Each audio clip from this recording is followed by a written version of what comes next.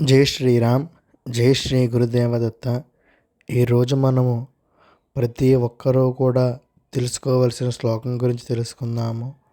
అష్టాదశ పురాణాలన్నీ కూడా అంటే 18 పురాణాలు కూడా సులభంగా గుర్తించుకునేందుకు ఉపయోగించే శ్లోకము. ఇక శ్లోకము: మద్వయం భద్వయం చైవ భ్రత్రయం వ చతుష్టయం అనాపలింగ కోస్కాని పురాణాని పృథక్ పృథకు. ఈ శ్లోకం యొక్క అర్థము మనకి శ్లోకములోనే ఎంతో సులువుగా దీని అర్థం తెలుస్తూ ఉంటుంది. అలా మద్వయం, మా ద్వయం ఉన్నాయిట ఇందులో. అవి ఏమిటి అంటే మత్స్య పురాణము, మార్కండేయ పురాణము. తరువాత భద్వయం, భ అనే అక్షరముతో కూడా 2 ఉన్నాయట.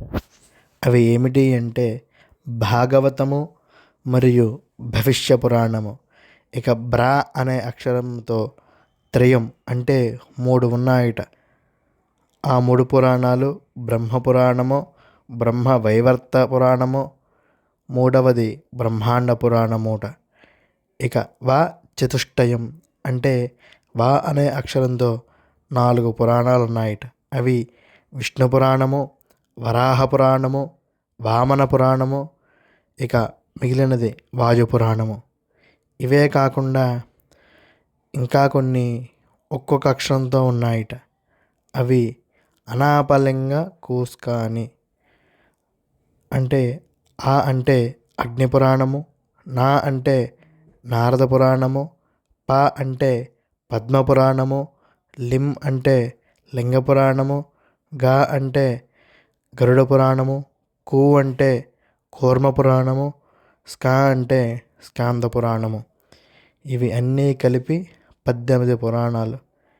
ఈ శ్లోకము గుర్తుపెట్టుకుంటే సులభంగా ఈ పురాణాలన్నీ కూడా గుర్తుపెట్టుకోవచ్చు. శ్లోకము మరి ఒకసారి: మద్వయం భద్వయం చైవ భ్రత్రయం వ చతుష్టయం అనాపలింగ కోస్కాని పురాణాన్ని పృథక్ పృథకు.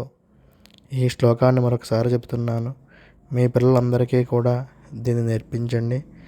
తర్వాత భవిష్యత్తులో మన సనాతన ధర్మం పేజీలో ఒక్కొక్క పురాణము దేనికో కూడా తెలుసుకుందాము. జై శ్రీరామ్. జై శ్రీ గురుదేవదత్త. అలాగే ఇలాంటి మరిన్ని తెలుసుకోవడం కోసము మన పేజీని ఫాలో అవుతూ మన యూట్యూబ్ ఛానల్ సబ్స్క్రైబ్ చేసి గంటను కూడా పెట్టగలరు. ఇప్పటి వరకు రామాయణము సుందరకాండ, గురుచరిత్ర కూడా ప్రారంభం జరిగింది. ప్రతిరోజు రామాయణంలో సుందరకాండ ఒక అధ్యాయము, ప్రతి ఆదివారము గురుచరిత్ర ఒక అధ్యాయము కింద పోస్ట్ చేస్తూ మధ్యలో ఇటువంటి మరిన్ని మంచి విషయాలు మీరు ఫాలో అవుతూ మీ పిల్లలకి కూడా వీటిని నేర్పగలరు.